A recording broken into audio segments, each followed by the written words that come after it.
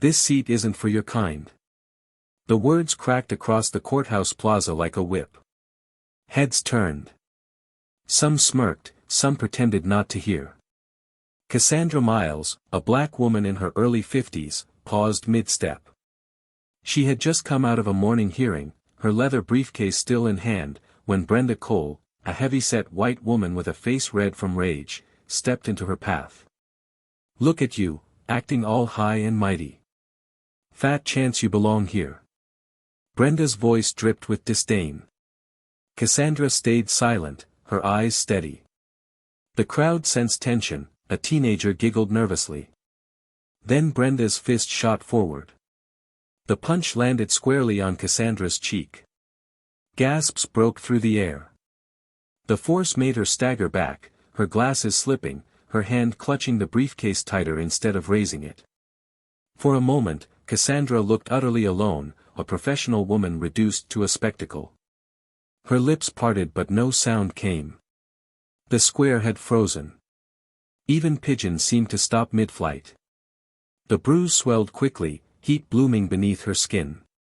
Cassandra's eyes watered, but not from weakness, more from the sting of humiliation. "Thought you could strut around like you own the place?" Brenda barked, pacing like a predator. People watched, but no one stepped in.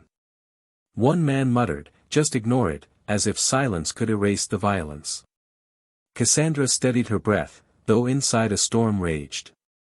She had fought her whole life against stares like these, against whispers that reduced her to a body, not a mind.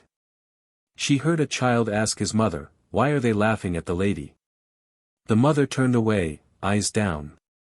Cassandra's fingers curled tighter around the briefcase handle, knuckles pale.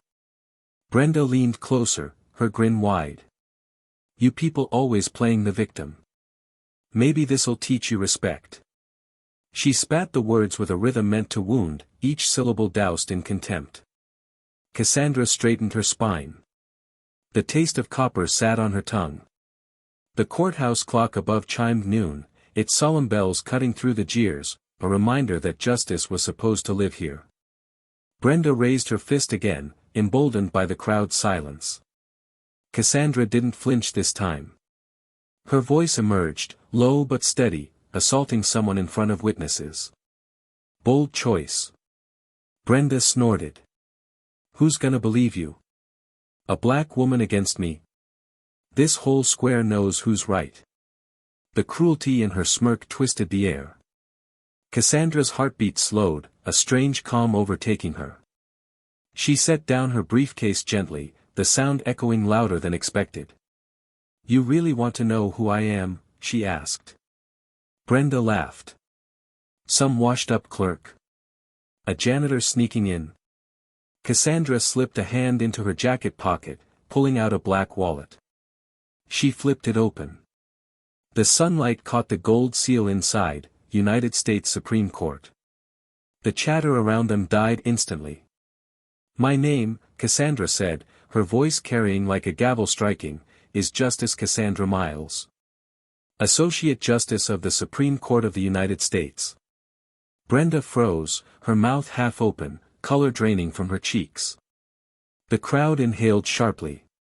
The bully who had shouted so loud now seemed very small against the quiet power that filled the square. For a moment no one moved. Brenda's hand hung mid-air, trembling. Cassandra's calm eyes locked on her, unblinking. "Did you really think your prejudice gave you power?" Cassandra asked, each word sharp.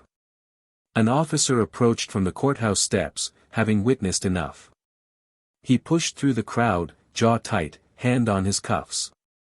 Brenda stammered, "She provoked me." She was mouthing off, but her voice cracked under the weight of silence. The officer looked at Cassandra, then at Brenda.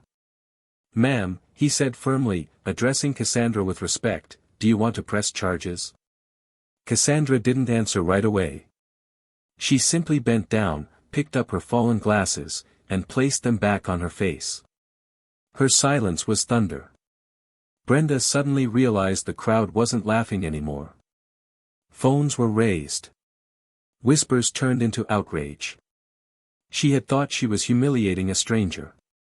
Instead, she had revealed herself to be the disgrace. Cassandra finally spoke, her voice clear enough to cut through every corner of the plaza.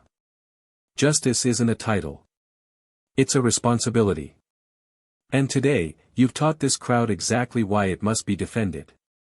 The officer clicked the cuffs onto Brenda's wrists, the metallic snap echoing like a verdict. Some in the crowd cheered, others simply bowed their heads, ashamed of their silence. Cassandra did not smile. She only straightened her jacket, lifted her briefcase, and walked back up the courthouse steps. She never looked back. The bruise on her face throbbed, but her steps were unwavering. Behind her, the plaza buzzed with shock. People whispered about the moment they had witnessed, a bully exposed, a Supreme Court justice revealing herself not through anger but through unshakable composure. Brenda's cries faded as she was led away. Cassandra's words lingered heavier than the sound of chains. True authority comes not from size, fists, or cruelty, but from integrity and the courage to stand.